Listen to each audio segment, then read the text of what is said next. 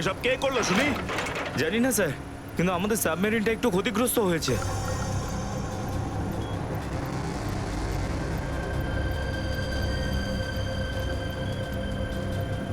গ্যালারে navy এসে গেছে, ওদের জাহাজ আর কামান দেখা যাচ্ছে। কি? কি না? হ্যাঁ, নেভিরা তো সামনে চলে এলে তোমাদের মরার এত শখ। কিন্তু স্যার এখন কি করব? কি আর করবে, কেটে পড়ো এখান থেকে। আমাদের পুরো অপারেশন ভন্ডুল করার আগে আমাদের এখান থেকে চলে যেতে হবে। কিন্তু এত অল্প ক্রিউ মেম্বার নিয়ে সাবমেরিনকে কি করে শিফট করব, তাও এত অল্প সময়? সেসব আমি কিচ্ছু জানি না, কিছু করো আর এখান থেকে বেরো, যাও, জলদি করো, যাও। Okay sir.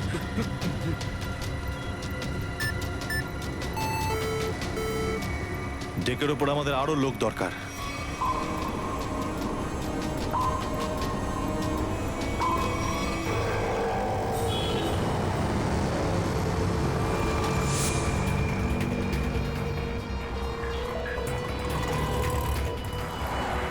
ভাই এই গলিতেই তো এসেছিল। গেল কোথায় ও? ফোন কর, তাড়াতাড়ি ফোন কর ওকে।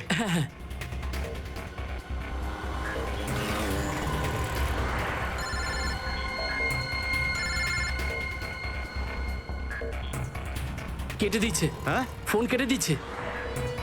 আরেকবার চেষ্টা কর, আরেকবার ফোন কর। একে তো কি হয়েছে টনি? বন্ধ বলছে।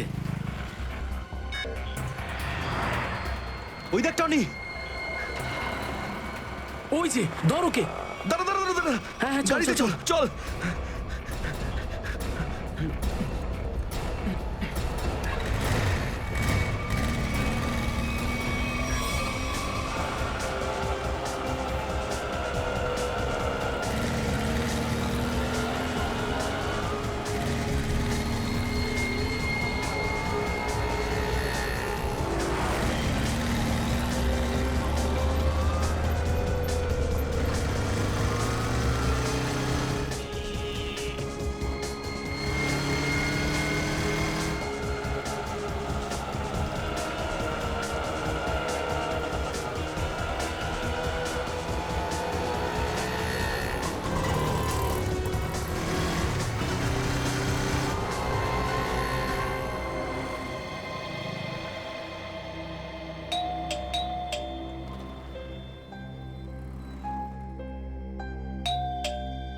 অনন্যা,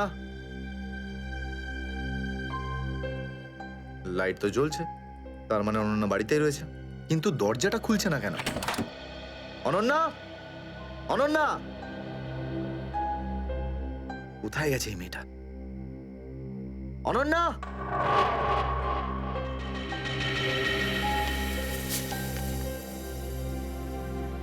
আমি আজকে কিছু জানতে পেরেছি। আমি তোকে আর বিরক্ত করতে চাই না। তুই অনেক কিছু করেছিস আমার জন্য, এতদিন আমার দায়িত্ব নিয়েছিস।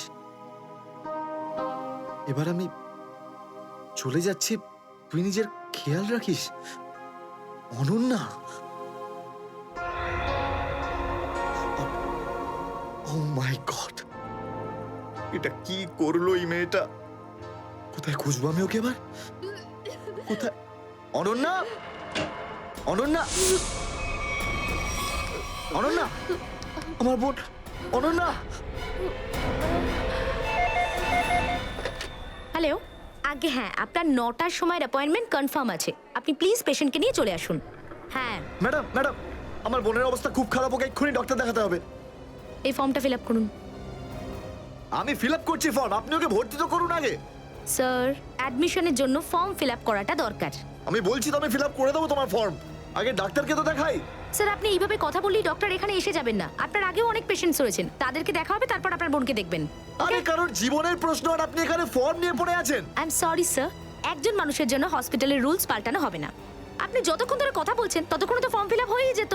ঠিক আছে, দিন দিন পেন। ফর্ম ফিল আপ করার পাশাপাশি 1 লাখ টাকা ক্যাশ কাউন্টারে জমা দিয়ে দিন। 1 লাখ? এত টাকা তো নেই আমার কাছে এখন। আজকাল তো শ্বাস নেওয়ার জন্য টাকার দরকার। যদি আপনি টাকা না জমা দেন তাহলে আপনার পেশেন্টকে অ্যাডমিট করা হবে না। ম্যাডাম, ও মরে যাবে, ওর তাড়াতাড়ি ট্রিটমেন্টের প্রয়োজন। আপনার মনে মায়া দয়া বলে কিচ্ছু নেই? আপনি ছাড়াও এখানে এত লোকজন আছেন, কার কার উপর দয়া করবো বলুন তো? সবার ওপর। যদি সবার উপর দয়া দেখাই না, তাহলে এখান থেকে আমার ছুটি হয়ে যাবে। তখন আমায় কে দেওয়া দেখাবে বলুন তো? কি হয়েছে কি? কি হয়েছে ম্যাডাম? স্যার, আমি কখন থেকে ওনাকে বোঝাচ্ছি যে ডিপোজিট মানি ছাড়া আমরা ওনার পেশেন্টকে অ্যাডমিট করতে পারবো না, কিন্তু উনি তো একই কথা বলে যাচ্ছেন, টাকা নেই আমার কাছে, টাকা কোথায় পাবো? কত টাকা দিতে হবে ম্যাডাম? 1 লাখ টাকা। এই নিন, আর যান তাড়াতাড়ি ওনার বোনকে অ্যাডমিট করুন। Go fast. স্যার, ফর্মটা ফিল আপ করুন। ম্যাডাম, আগে পেশেন্টকে অ্যাডমিট করুন, তারপরে ফর্ম ভরে নেবেন। Okay sir. Thank you sir. আপনারা কে আর আমার জন্য এত কেন করছেন? এত কিছু ভেবো না ভাই, আরে মানুষই তো মানুষকে সাহায্য করে, আর এইসব লেনদেন তো পরে দেখা যাবে। চিন্তা করার কোনো দরকার নেই, আমরা এই আশেপাশেই আছি। এই পেশেন্টকে নিয়ে যাব। হ্যাঁ, তাড়াতাড়ি নিয়ে যাও।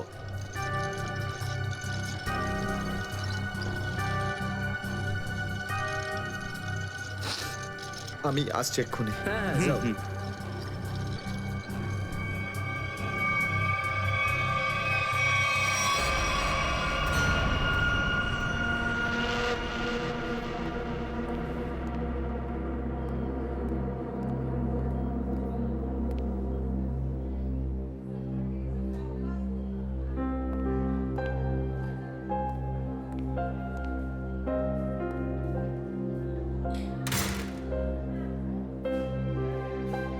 ডাক্তারবাবু, অনন্যা কেমন আছে? সমস্ত রিপোর্ট ঠিক রয়েছে তো?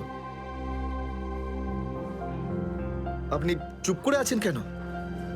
মিস্টার সিদ্ধার্থ, আপনার বোনের ক্যান্সার আবার ছড়িয়েছে।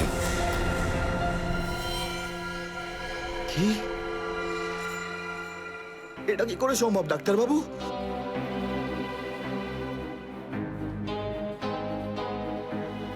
এটা কি করে হতে? সিদ্ধার্থ, এরকমটাই হয়েছে। কিন্তু অনন্যা তো ঠিকই ছিল, তাই না? ওর সমস্ত রিপোর্ট বলছিল যে ওর আর কোনো বিপদ নেই, আর আপনি বলছেন যে আবার? না ডাক্তারবাবু, এটা হতে পারে না। এমনটাই হয়েছে। গত 3 বছর ধরেও বিপদমুক্ত ছিল, কিন্তু এইবার রোগ অনেক বেশি ছড়িয়েছে। খারাপ কিছু ঘটেও যেতে পারে। আপনি কি বলতে চাইছেন ডাক্তারবাবু? এটাই যে তোমার বোন অল্প কয়েকদিনই বাঁচবে। না ডাক্তারবাবু, এরকম বলবেন? ডাক্তারবাবু, ওর জন্য কিছু করুন না ডাক্তারবাবু, কিছু করুন আমার বোনের জন্য প্লিজ। এক্সপেরিমেন্টাল ট্রায়াল আছে, হয়তো এতে ওর প্রাণ বেঁচেও যেতে পারে। হ্যাঁ, তো করুন না এক্সপেরিমেন্ট। আমি কখন আটকালাম? প্লিজ করুন। কিন্তু এই ট্রিটমেন্টে অনেক খরচা হবে। কত? কম করে প্রায় 15 লাখ টাকা।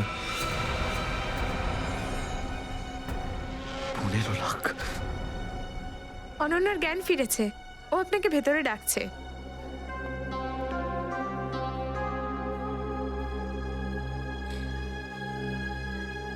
আপনি অনন্যার চিকিৎসার ব্যবস্থা করুন। আমি টাকা পয়সার ব্যবস্থা করবই, by hook or by crook, কিন্তু আপনি প্লিজ ওর চিকিৎসা করুন। তাড়াতাড়ি করো, কারণ আমাদের হাতে সময় বেশি নেই। হ্যাঁ।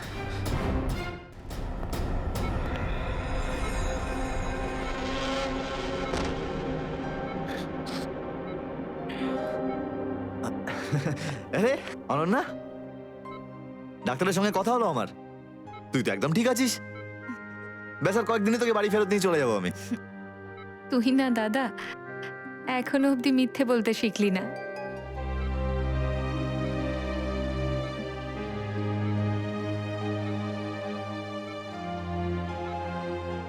আমরা আগেরবার ক্যান্সারকে হারিয়েছিলাম, আর এবারেও ক্যান্সার হারবে আমাদের থেকে। তুই তুই বাঁচবি অনন্যা। দাদা, যদি আমার ভাগ্যে বাঁচা থাকতো না, তাহলে 2 বার ক্যান্সার হতো না আমার। দাদা, আমার কথাটা শোন। তুই নিজের সমস্ত সুখ আমার জন্য এভাবে ত্যাগ করিস না দাদা। তুই আমায় ভুলে যা দাদা। এবারে নিজে ভালোভাবে বাঁচ। আমার সব খুশি তো তুই অনন্যা। তুই, তোকে যে কোনো ভাবে আমি বাঁচিয়ে ফিরবই। তুই মনের জোর হারাবি না কিন্তু। তুই এত ভালো কেন রে দাদা? কেন এত ভালো? যদি আরো কিছু বছর তোর সাথে বাঁচতে পারতাম আমি, আমার ভাগ্যটাই খারাপ। দাদা, তুই আমার জন্য কত কিছু করেছিস, সব সময় তুই আমার কথাই ভেবেছিস, তাই তো নিজের সব টাকা আমার উপর খরচা করে ফেলেছিস, নিজের চাকরিটার পর্যন্ত বেহাল অবস্থা করেছিস।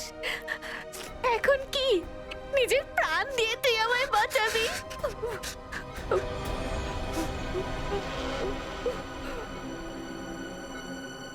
স্যার, আপনি প্লিজ বাইরে যান, ওনাকে রেস্ট নিতে দিন।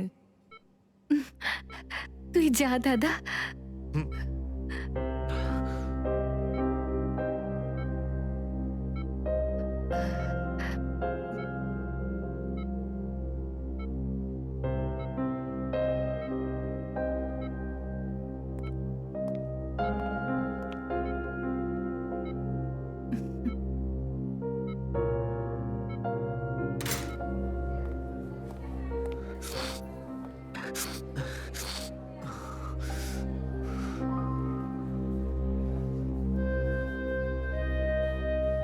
কোথা থেকে আনবো এত টাকা? কে দেবে আমাকে? আর দেবেই বা কেন?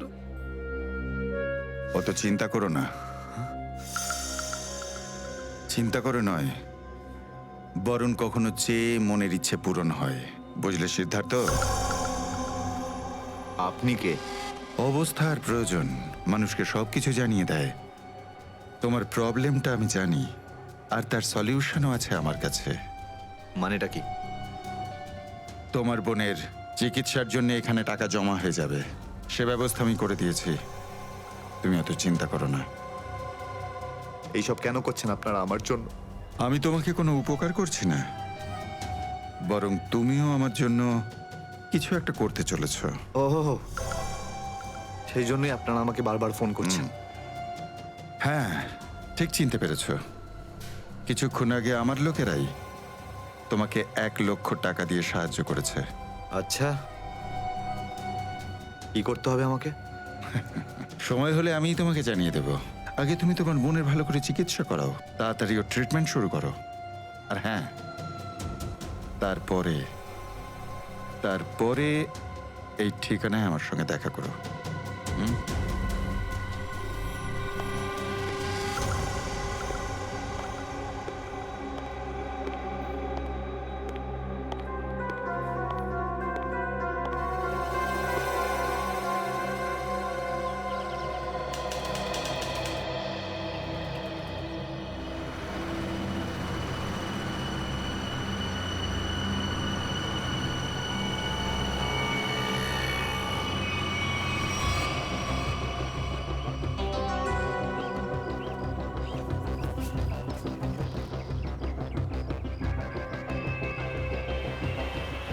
স্যার, ওর কাছে দাঁড়াবো? না না না, আর একটু এগো সামনে। আগে দেখতে তো হবে যে ও একা এসেছে নাকি সঙ্গে কাউকে নিয়ে এসেছে। নে, এখান থেকে ইউটার্ন নে।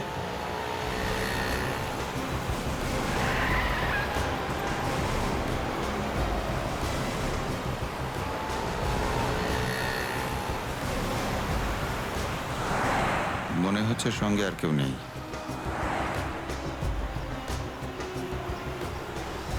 চলো ওর কাছে গিয়ে গাড়ি দাঁড় করা। হ্যাঁ,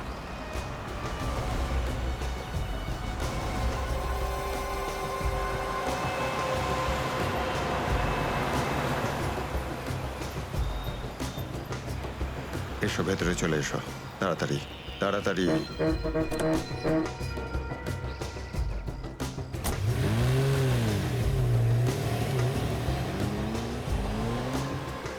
আমায় কোথায় নিয়ে যাচ্ছেন? প্রশ্ন নয়, একদম চুপচাপ বসে থাকো।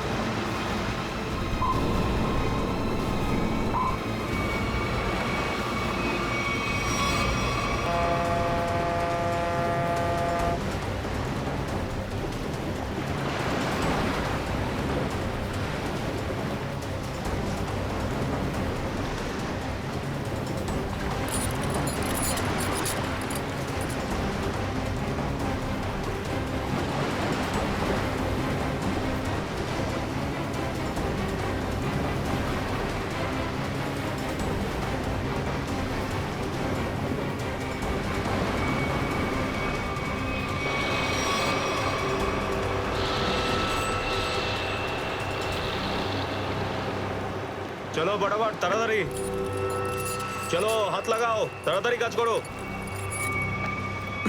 দে জলদি জলদি, এইটুকু কম কাজ করতে কি সারা রাত লাগাবি নাকি?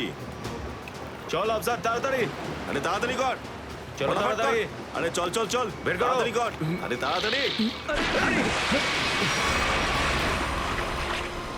আরে পাগল, কি করলি তুই?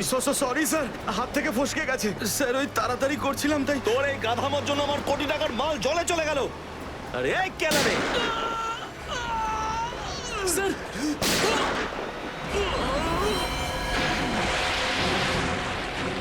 বস, বাকি বাক্সগুলো তুলে নিয়ে এখান থেকে বেরিয়ে যাই।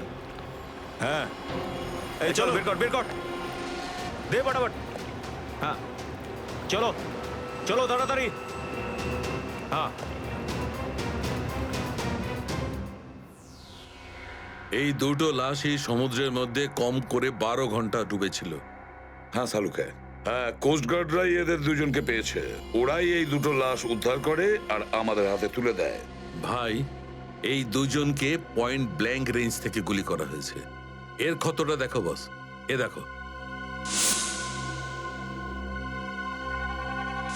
দুজনের ক্ষতই এই কথা বলছে। হ্যাঁ, আরও একটা ব্যাপার স্যার, বেশ কিছুদিন ধরে এরা ঠিকমতো খাবার দাবারও পায়নি। এদের বডিজ দেখে লাগছে যে খুব অল্প সময়ের মধ্যেই এদের ওজন তাড়াতাড়ি হ্রাস পেয়েছে। বস, ওদের বন্দি করে রাখা হয়েছিল। এ দেখো, এটা দড়ির দাগ। এদেরকে বেঁধে রাখা হয়েছিল দুজনকেই সমুদ্রের মধ্যে। সমুদ্রের গভীরে কোথায় কোথায় লুকিয়ে রেখেছিল এদেরকে? তারপরে মেরে ফেলেও দিয়েছে।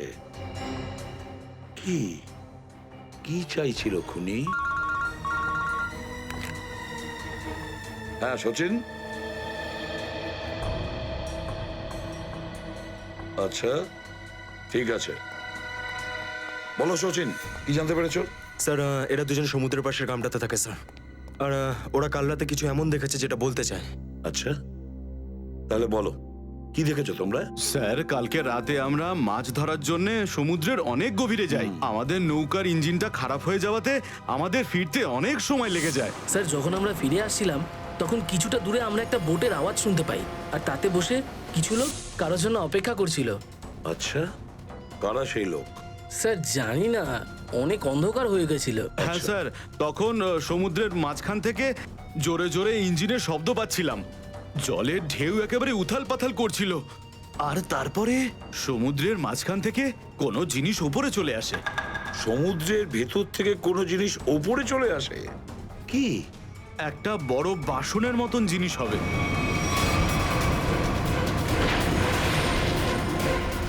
সাবমেরিন, ডুবোজাহাজ? হ্যাঁ হ্যাঁ, ডুবোজাহাজ। আর ওই বোটটা যখন ডুবোজাহাজের পাশে যায়, আর তখন ওখানে কিছু লোক কাজ করছিল স্যার। কি কাজ করছিল? জানি না স্যার, অনেক রাত হয়ে গেছিল তো দেখতে পাইনি। তখনই আমরা গুলি চলার শব্দ শুনতে পাই।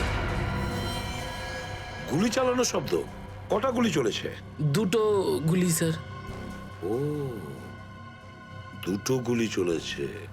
আর আমরা দুটো লাশও পেয়েছি। আর আমরা ওখান থেকে ভয় পেয়ে পালিয়ে যাই স্যার। স্যার, একটা কথা বুঝতে পারলাম না, সমুদ্রের মাঝামাঝি এই সাবমেরিন কি করছিল? সেটাই তো।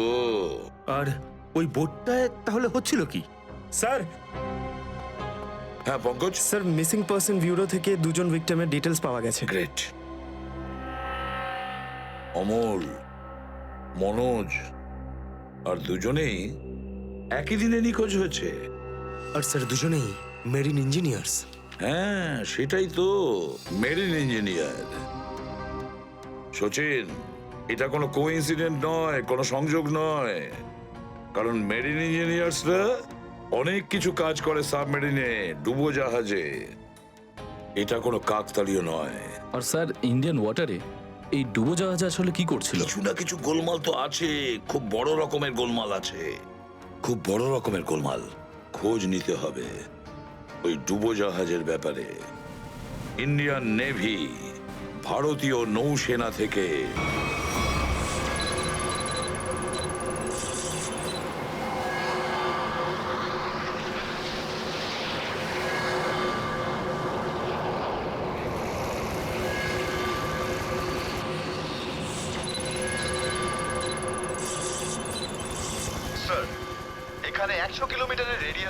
সাবমেরিন নেই। মাছওয়ালারা কি এই লোকেশনটাই বলেছিল? মনে হচ্ছে ওই সাবমেরিন আমাদের থেকে অনেক দূরে চলে গেছে। একটা রক সাবমেরিন ইন্ডিয়ান ওয়াটারে, বিশ্বাসই হচ্ছে না। কিন্তু এটাই সত্যি। কিন্তু ওরা করছিলটা কি? এটাই তো খোঁজ নিতে হবে। স্যার, ইনি মনোজের ওয়াইফ। ইনি অমলের বাবা, আর এই হচ্ছে তানিয়া স্যার, সিদ্ধার্থর বোন। এরা বলছেন যে সিদ্ধার্থ মেরিন ইঞ্জিনিয়ার ছিল, আপাতত নিখোঁজ। আচ্ছা, তোমার ভাই কবে থেকে নিখোঁজ? স্যার, কাল থেকে নিখোঁজ। তখন আমি হসপিটালে অ্যাডমিট ছিলাম। হসপিটালে? কেন, কি হয়েছিল তোমার? স্যার, অ্যাকচুয়ালি আমার আবার ক্যান্সার হয়ে গিয়েছিল। ছিল? ক্যান্সার হয়েছিল দ্বিতীয়বারে? স্যার, ডক্টর বলছিলেন আমার ক্যান্সার আবার অ্যাগ্রিভেট হয়ে গেছে, কিন্তু আজ সকালে টেস্ট করে জানা গেল আমার ক্যান্সার নয়, আমি একদম সুস্থ। কি, ক্যান্সার উধাও হয়ে গেল? হ্যাঁ স্যার, আর এই খবরটা দেওয়ার জন্যই দাদাকে ফোন করেছিলাম, কিন্তু ওর ফোন নট রিচেবল আসছিল। আমি ভেবেছিলাম হয়তো বাড়িতে আছে, তাই আমি তাড়াতাড়ি বাড়িতে চলে এলাম। সব রুমে খুঁজলাম স্যার, কিন্তু কোথাও আমার দাদা নেই। ভাবলাম হয়তো আশেপাশে কারোর বাড়ি গেছে। সব জায়গায় খোঁজ করলাম, কেউ কিচ্ছু বলতে পারলো না ওর ব্যাপারে। আপনি নিজেকে সামলান, খুব তাড়াতাড়ি আপনি দাদাকে পেয়ে যাবেন। আচ্ছা, মনোজ আর অমল কিভাবে নিখোঁজ হলো? স্যার, অমলের সেই সময় চাকরি ছিল না। গত মাসের 7 তারিখে ও বলল যে ও নাকি একটা চাকরি পেয়েছে, আর 3 দিন পর যখন ও ইন্টারভিউর জন্য গেল তো ফিরে আসলো না আর। কোন কোম্পানিতে জব পেয়েছিল? স্যার, সেটা তো জানি না, কিন্তু অমল বলেছিল যে কোনো রিক্রুটিং এজেন্সি আছে, তাদের সোর্সেই এই কাজটা পেয়েছে, আর ইন্টারভিউ সমস্ত ব্যাপারটা জানা যাবে। স্যার, স্যার, মনোজ আমাকে এটাই বলেছিল যে কোনো একটা রিক্রুটমেন্ট এজেন্সি আছে যারা জবের এগ্রিমেন্ট করেছে। বেনামি রিক্রুটমেন্ট এজেন্সি, লোকেদের চাকরির লোভ দেখিয়ে মেরিন ইঞ্জিনিয়ারদের কিডন্যাপ করছে এরা। মেরিন ইঞ্জিনিয়ারদের দেখুন, আপনাদের সঙ্গে যা কিছু হয়েছে সেজন্য আমরা খুবই দুঃখিত। আমাদের চেষ্টার কোনো ত্রুটি রাখছি না ওই অপরাধীদের ধরার জন্য। আপনারা নিজেদের বাড়িতে চলে যান, কেমন? পুরবি, এনাদের ছেড়ে দিয়ে এসো, যান। চলুন।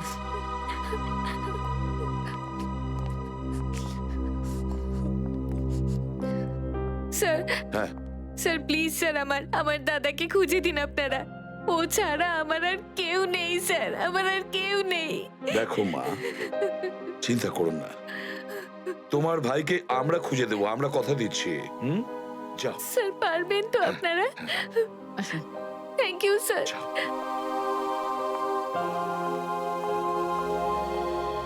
এই অনন্যার ডাক্তারের সঙ্গে কথা বলতে হবে।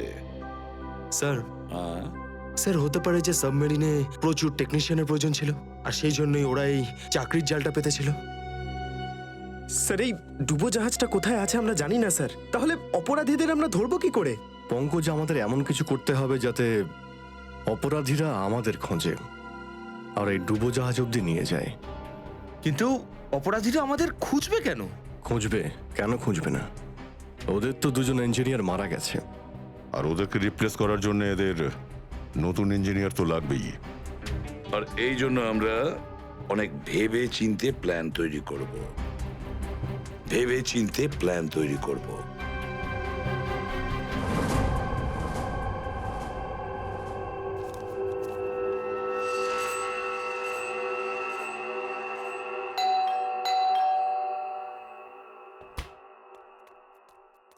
মনে হচ্ছে এসে গেছে।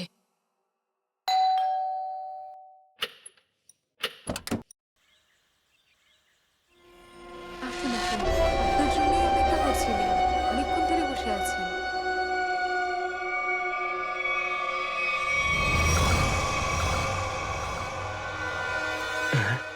আসুন না, আসুন ভেতরে। অশোক আপনার জন্যই ওয়েট করছিল। Good morning sir, good morning, welcome welcome. Please have a seat sir, বসুন বসুন। আমি আপনাদের জন্য চা নিয়ে হ্যাঁ আসছি। ঠিক আছে। নো থ্যাঙ্কস, আমি চা খাই না।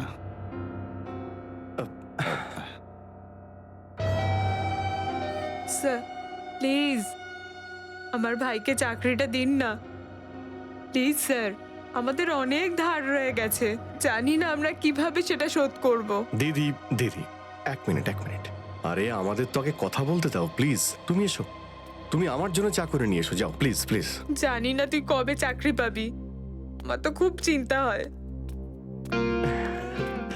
সরি স্যার, ওই আমার দিদি আসলে একটু আমার চাকরি নিয়ে খুব টেনশনে আছে আর কি।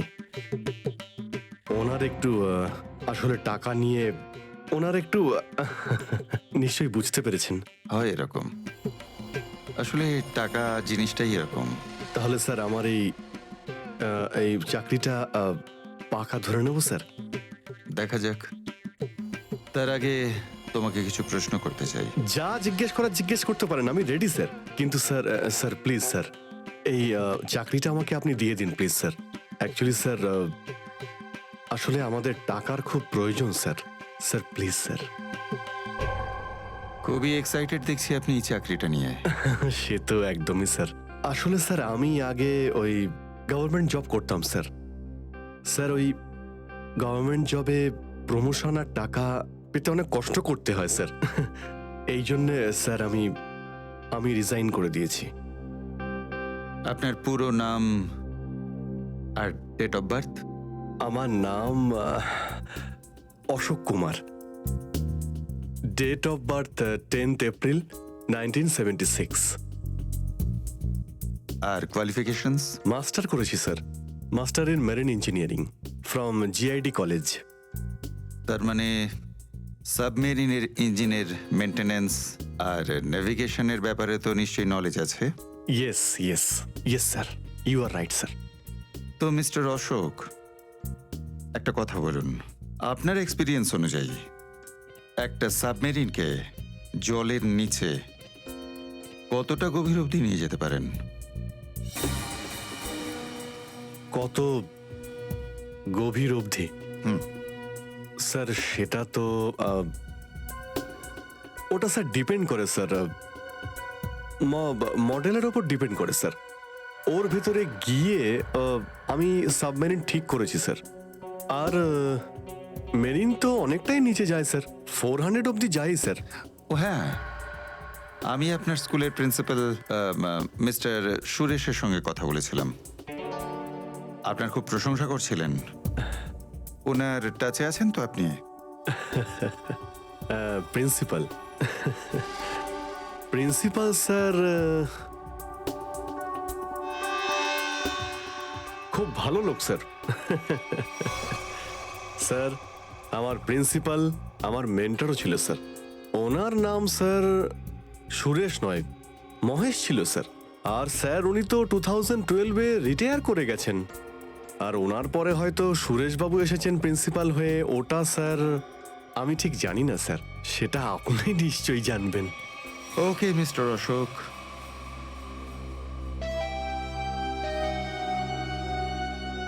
আপনার চাকরিটা পাকা। Thank you sir, thank you very much. আপনার ফ্যামিলির ফাইন্যান্সিয়াল প্রবলেমটা অবশ্যই আমরা দেখব। আপাতত এই চাকরিটা 6 মাসের জন্য। ওকে ওকে ওকে।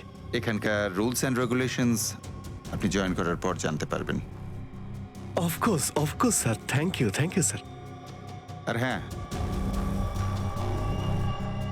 দুপুরে ঠিক 2টোর সময় এই ঠিকানায় আমার সঙ্গে দেখা করবেন। Sure sir, thank you.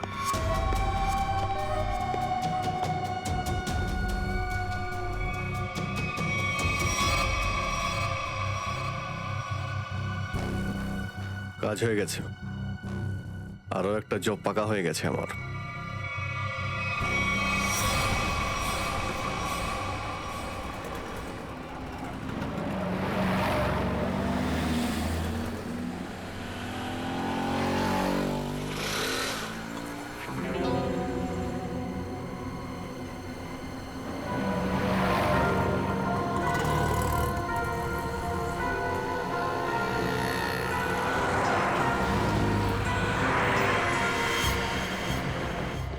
আচ্ছা, খেলা খেলছে আমার সঙ্গে।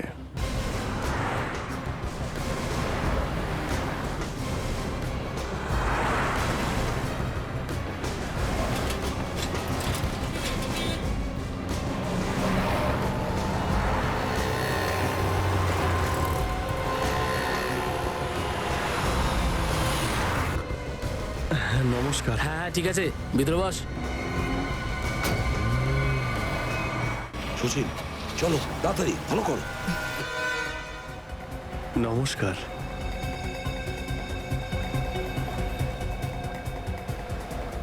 কি ব্যাপার, আপনারা কিছু বলছেন না যে?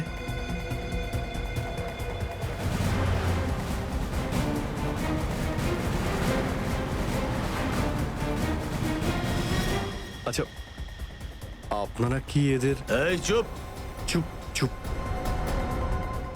হ্যালো, আরে ও শ্বাস তো চলছে, হয়তো ঘুমোচ্ছে। সচিন তাড়াতাড়ি, ওরা যেন আমাদের নজরে এড়াতে না পারে।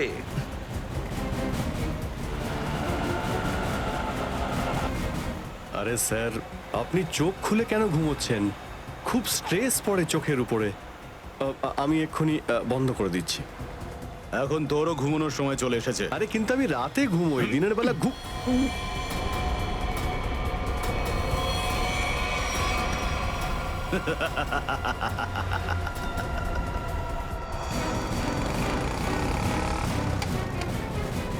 স্যার ওরা তো বেরিয়ে গেল। সচিন কিছু একটা করো, ওই গাড়িটাকে আমাদের ফলো করতেই হবে।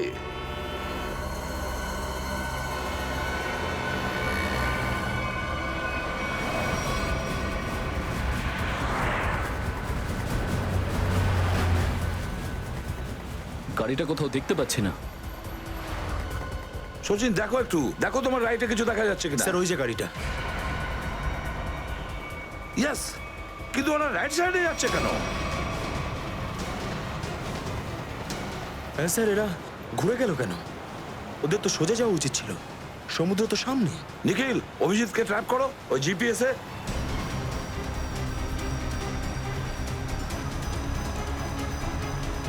অভিজিৎ স্যারের জিপিএস ডিভাইস সিগন্যাল দিচ্ছে না, কাজই করছে না।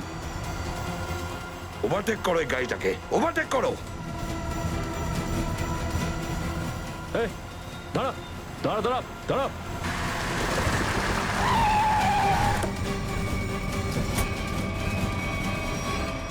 বাঁকড়া সবাই কোথায়? কি হয়েছে? চুপ বল, গাড়ির ভেতরে যারা ছিল তারা কোথায়? স্যার এর মধ্যে কেউ ছিল না। কেউ ছিল না মানে? দেখ, সব সত্যি সত্যি বলে ফেল, নাহলে... সত্যি বলছি স্যার, আমাকে একটা লোক বললো যে সঙ্গমনগর চৌরাস্তার মোড়ে গাড়িটা দাঁড় করিয়ে চলে যেতে। আর আর কি বলেছে?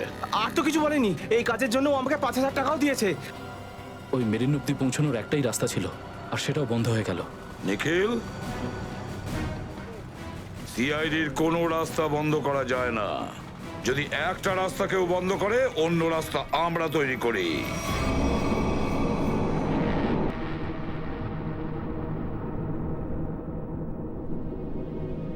দুজন ইঞ্জিনিয়ার ছিল, আর দুজনকেই একসঙ্গে গুলি করে মারে। কে বলতে পারে? যে কোনো দিন আমাদের নাম্বারে চলে আসতে পারে। হ্যাঁ, আমাদেরও একদিন আসবে সমুদ্রের মাঝে আমরা ডুবে যাব, কিন্তু আমাদের ব্যাপারে কেউ কিচ্ছু জানতে পারবে না। ঠিক বলেছ, কিন্তু মৃত্যুর আগে একবার বেঁচে ওঠার চেষ্টা তো করতেই হবে না?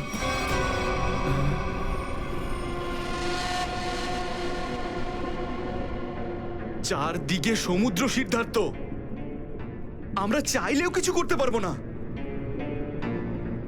কোথায় যাবে তুমি? কন্ট্রোল রুমের ভেতরে। কি? হ্যাঁ হ্যাঁ, আমার কাছে একটা প্ল্যান আছে।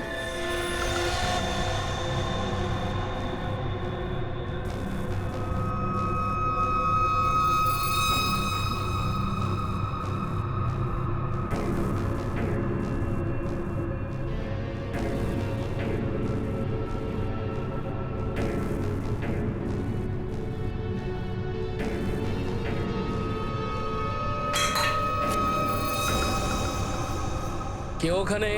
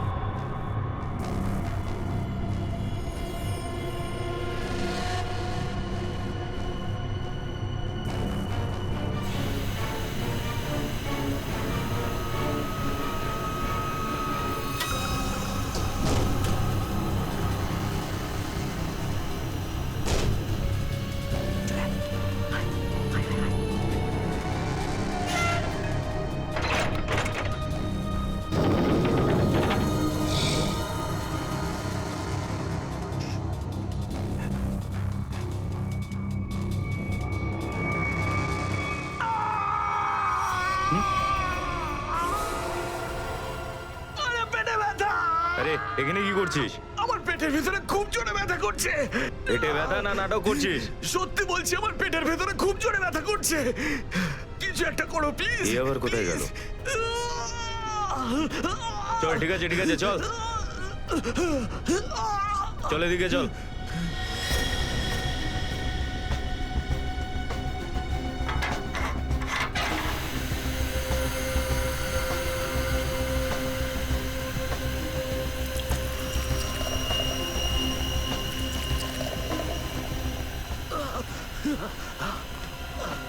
এখানে ওষুধপত্র আছে, খেয়ে নে। কিন্তু এখানে পেট ব্যথার ওষুধ কোনটা? আরে আমি ডাক্তার নাকি? যা খাবার খা, তারপর ঘরে চলে যা। কিন্তু আমি কি করে জানবো যে এখানে পেট ব্যথার ওষুধ কোনটা? আরে শুনুন, শুনুন না।